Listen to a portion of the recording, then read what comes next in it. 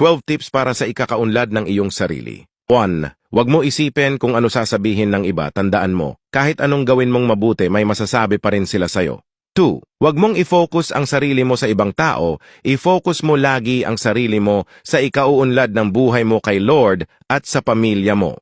3. Maging masaya at makontento kung anong meron ka, if bigyan ka pa ng maraming blessings, deserve mo yan. 4. Huwag laging kaawaan ang sarili, bumababa lang lalo ang confidence at moral mo, maging palaban ka lagi sa hamon ng buhay. Lagi mong tandaan na buhay ang Diyos na sinasamba mo. 5. Umiwas ka sa mga negative at toxic na tao, itong mga klaseng tao na ito ang hihila sa'yo pababa.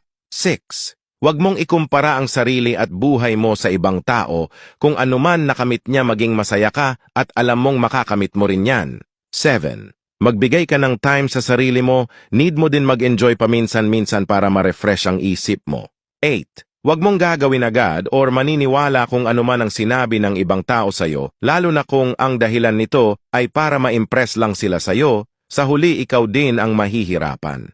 9. Gawin mo kung anong gusto mo at magpapasaya sa'yo, huwag mong intindihin kung anong sasabihin nila, basta't wala kang inaargabyadong tao. 10. Iwasan mo ang inggit at insecurity, maging humble ka lang lagi. 11. Mamuhay base sa estado ng iyong buhay, huwag mong ipilit kung hindi pa kayang bilhin o anuman, huwag ka magpabaon sa utang para lang magpa-impress sa ibang tao. 12. Laging manalig at magdasal sa Diyos, siya ang magiging gabay at sandalan mo sa iyong buhay. Tandaan, mahirap mabuhay kung nakadepende lahat sa ibang tao ang iyong desisyon, isip, kilos at gawa. Hindi ka mapapanatag, tandaan mo, hindi dapat sila ang magkokontrol ng buhay mo. Meron man dapat magkontrol ng buhay natin, yun ay si Lord.